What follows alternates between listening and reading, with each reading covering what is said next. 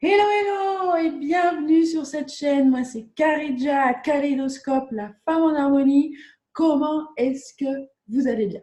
Alors, je kiffe la vie, je kiffe les frites et je kiffe les vannes aménagées. Mais plus concrètement, qu'est-ce que je fais? Eh bien, je suis accompagnante physio-émotionnelle et j'aide les femmes à mettre des mots M-O-T-S sur leurs mots M-A-U-X, physiques ou émotionnels, afin qu'elles puissent s'en libérer et devenir co-créatrices de leur vie. Si tu veux en savoir plus, n'hésite pas à cliquer sur le lien que tu vas voir en bas dans la description de cette vidéo pour pouvoir répondre à un questionnaire de 6 petites questions, mais qui vont me donner des indications sur comment t'accompagner précisément dans le membership que je suis en train de créer. Alors aujourd'hui, on continue la série sur l'authenticité. On a vu le maquillage, aujourd'hui, on va voir les habits. Alors, quelle marque est-ce que tu portes? D'accord? Choisis-tu des habits en fonction d'une marque, justement, ou parce que tu te sens bien dedans? Est-ce que tu choisis des habits de marque ou des habits à 5 euros? Quelle importance pour toi est-ce qu'il y a d'avoir des habits griffés, justement? Tommy Hilfiger, Levi's, euh, J-Star. Je ne sais même pas si c'est encore à la mode. Comme tu vois, je suis habillée chez Decathlon, donc voilà. Mais quelle est l'importance pour toi d'avoir des habits de marque? Il y a un jour, une amie, on parlait d'habits, je suppose, et elle me dit, moi, j'y peux rien, c'est que mon corps me dit que je dois prendre des marques, je peux pas mettre, mon corps ne supporte pas des habits autres que de la marque. Moi, je dis, what? What the frites, quoi? What the frites? Depuis quand est-ce que c'est ton corps qui va te dire ce que tu as à porter?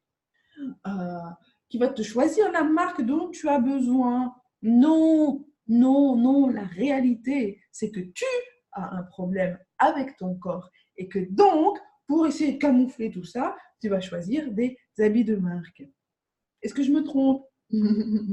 Alors tu te donnes l'illusion d'être belle pour te donner à toi l'envie de croire en ta beauté. Et alors tu vas t'acheter des habits chers pour montrer ta valeur au travers d'eux.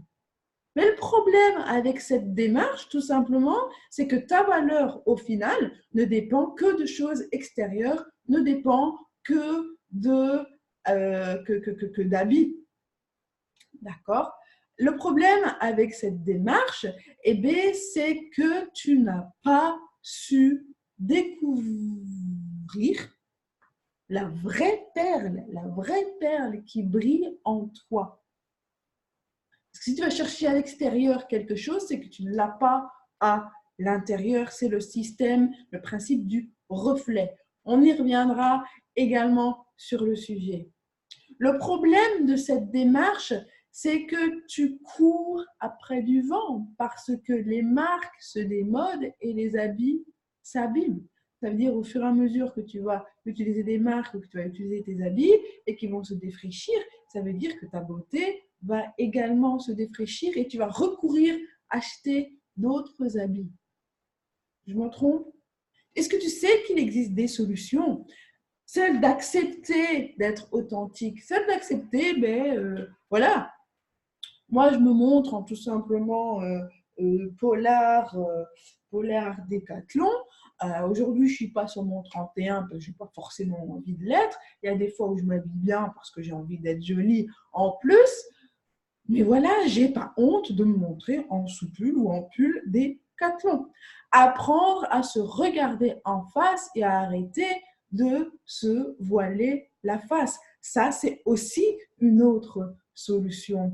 Apprendre à accepter notre imperfection pour mieux la travailler. Ça, je pense que c'est le point le plus difficile que je rencontre chez mes clientes. Tu n'es pas parfaite. Quoi qu'il en soit, tu ne seras jamais parfaite parce que tu es un être humain. D'accord?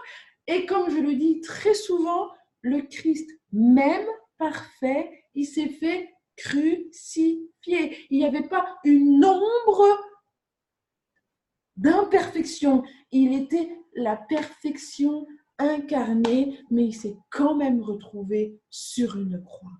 Alors tu penses bien que si quelqu'un de parfait, si le Christ, aussi parfait soit-il, s'est retrouvé sur une croix, à combien plus forte raison il est important pour toi d'accepter ton imperfection et d'avancer de la sorte pour pouvoir l'améliorer. Il ne s'agit pas d'être imparfaite et puis de s'en contenter, non. Il s'agit d'être imparfaite, de le savoir, mais de travailler dessus. D'accord?